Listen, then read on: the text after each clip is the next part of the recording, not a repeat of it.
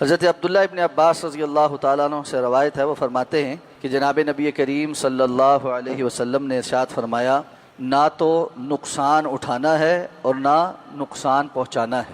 اس حدیث کو امام احمد نے اور امام ابن ماجہ نے اور دیگر محدثین نے نقل کیا ہے۔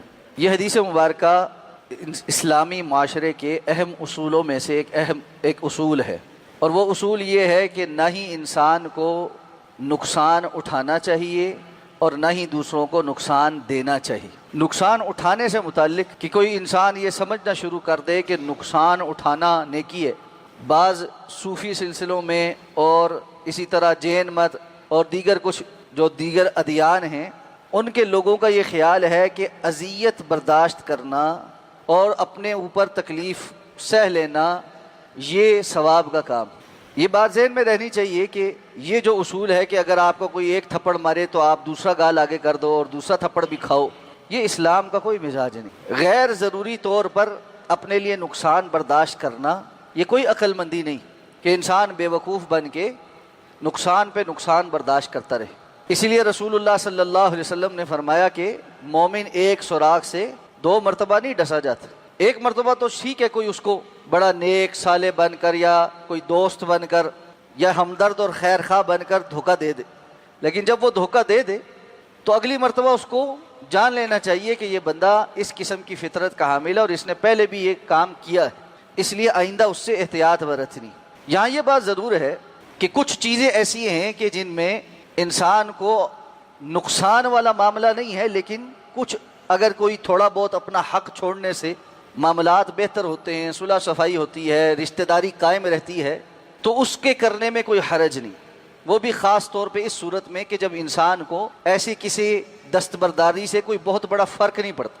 مثلا ایک بندے کو اللہ تعالیٰ نے بہت سارا مال دیا ہے اور اس کے رشتہ داروں میں سے کوئی اس کے کسی مال کے اوپر قبضہ کر گیا اور اس سے کوئی بہت بڑا فرق نہیں پڑتا، وہ رشتہ داری کے قائم رکھنے کے لیے اس سے درگزر کرتا ہے، صرف نظر کرتا ہے، تو اس قسم کے معاملات میں ایسے صرف نظر کا حکم ہے۔ لیکن یہاں جو حدیث مبارکہ جس چیز کو ایڈریس کر رہی ہے وہ یہ ہے کہ انسان بے وقوفی کی حد تک اپنے نقصان کرتا چلا جائے، جس کے بعد وہ خود محتاج ہو کے بیٹھا ہو، جس کے بعد وہ خود دوسروں کے سامنے ہاتھ پھیلانے پر مجبور ہو جائے۔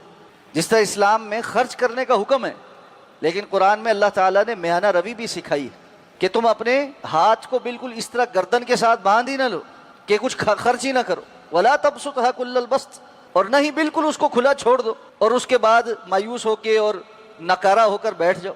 اس لیے میانہ روی کا معاملہ ہے، تو نقصان اٹھاتے رہنا یہ اسلام کا مزاج نہیں۔ مومن باشعور ہوتا ہے اور بے وقوف بن کر دوسروں کے سہارے اس دنیا کے آگے خوار ہوتا ہوا نہیں جیتا، اور نہ ہی وہ چالاکی کے نام پر دوسروں کو دھوکہ دیتا ہے، دوسروں کا نقصان کرتا ہے۔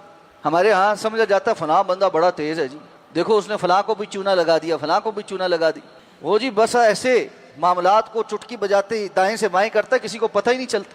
کسی کو پتہ چلے یا نہ چلے، اللہ کو تو پتہ چلتا ہے۔ اس لیے آپ صلی اللہ علیہ وسلم نے فرمایا کہ نہ نقصان کرنا ہے، جس طرح نقصان اٹھانا نہیں اس طرح دوسروں کو نقصان دینا بھی نہیں۔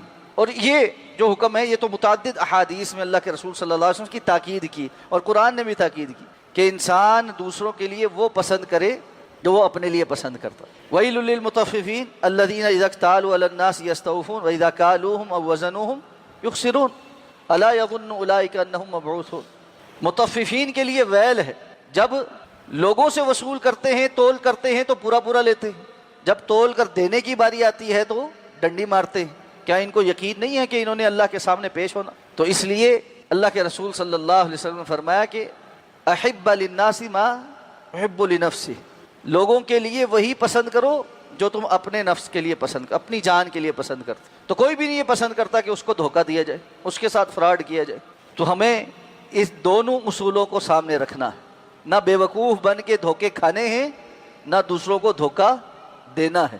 اللہ تعالیٰ سمجھ کر عمل کرنے کی توفیق عطا فرمائے۔ سبحانک اللہم و بحمدک، نشہد ان لا الہ الا انت، نستغفرک و نتوب الیک۔